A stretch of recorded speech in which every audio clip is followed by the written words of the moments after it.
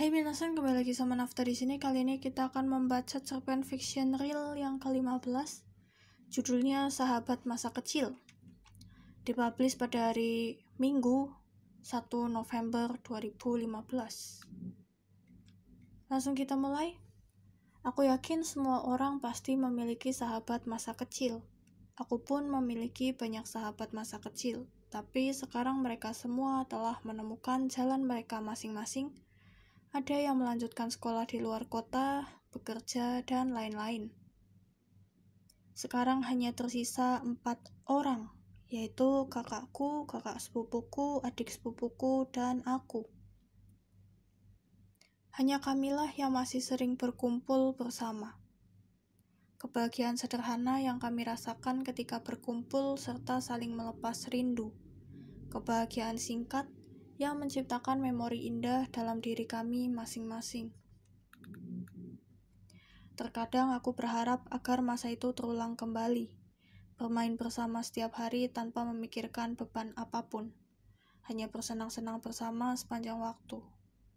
Senang, sedih, benci, marah, dendam, menangis, tertawa, dan semua perasaan yang kurasakan bersama mereka di masa kecil kini hanya sebuah kenangan yang selalu ingin ku ulang.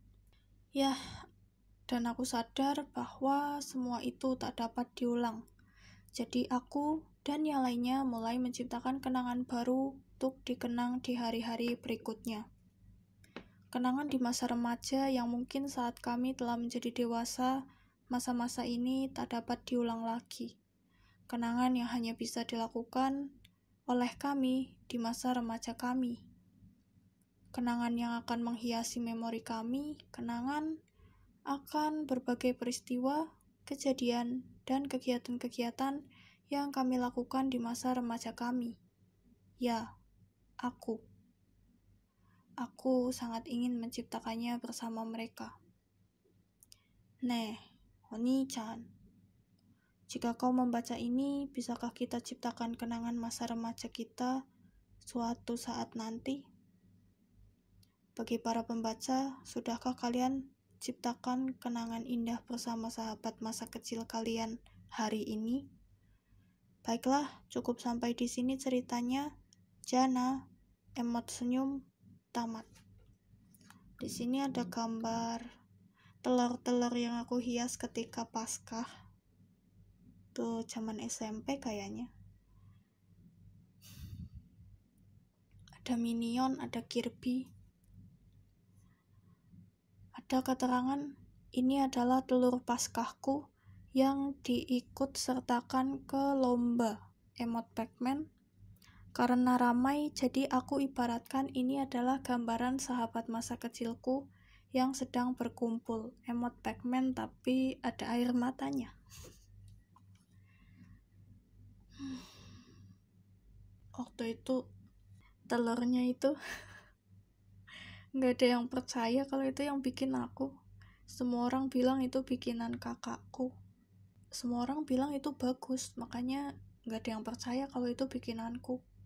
Tapi waktu itu aku bangga.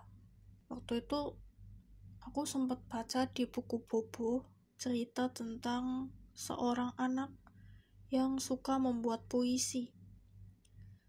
Ketika anak itu menunjukkan puisinya ke gurunya, guru itu bilang, demi nilai jangan mencontek. Itu melanggar hukum, itu perbuatan yang salah dan tidak terpuji. Pokoknya guru itu marah-marah ke muridnya ini. Dan muridnya ini sakit hati. Dia kesel, marah, kecewa. Dan dia cerita sama orang tuanya. Respon orang tuanya, mereka bilang, itu bagus dong. Gurumu sampai nggak sadar dan sampai nggak percaya kalau karya itu bikinanmu karena karya itu terlalu bagus untuk anak seusiamu.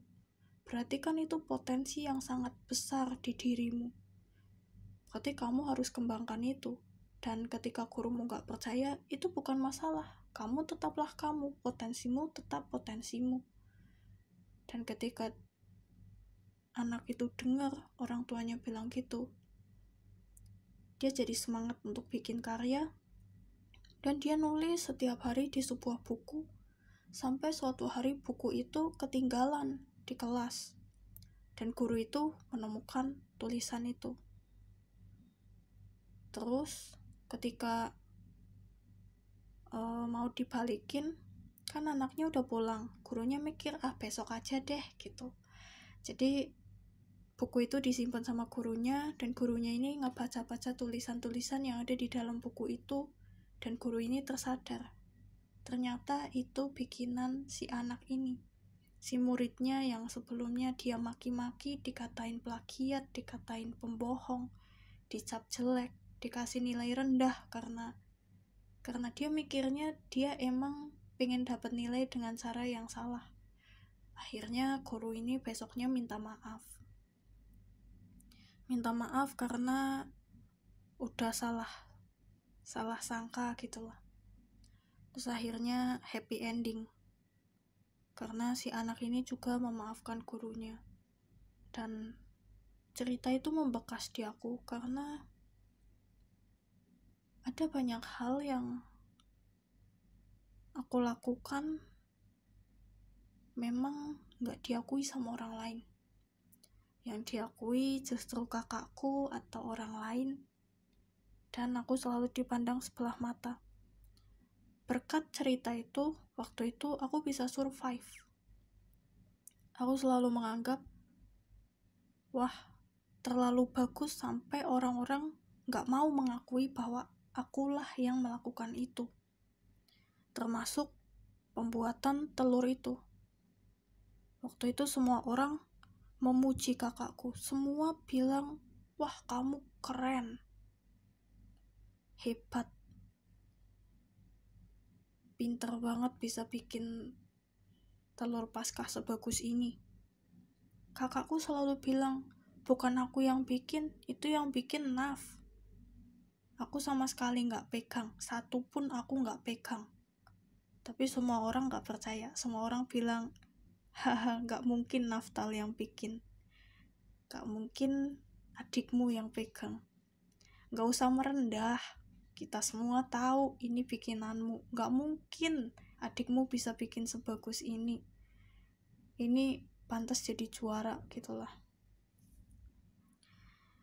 Dan mereka tuh bilang ketika aku lagi di dekat kakakku, aku kan kalau lagi di luar rumah dan ada kakakku, biasanya aku nempel-nempel sama kakakku terus, gak mau pisah gitulah, pokoknya bareng sama kakakku. Dan otomatis kan aku dengar perkataan mereka, dan mau kakakku nunjuk aku berapa kali pun gak ada yang percaya. Waktu itu aku gak marah, aku anggap itu sebuah kebanggaan, karena aku menganggap seperti yang di buku-buku itu. Tapi ketika sekarang aku ngelihat lagi, entah kenapa perasaanku beda, karena ternyata sampai aku dewasa pun itu terus berlanjut. Kadang ada masa dimana aku tuh pingin dianggap, aduh kenapa aku pingin nangis. Jangan nangis. Aku tuh kadang pengen dianggap, aku tuh ada loh, aku tuh bisa menciptakan sebuah keindahan loh, aku ada di sini, aku gak selalu berlindung di balik bayangan kakakku, tolong lihat aku kadang merasa seperti itu.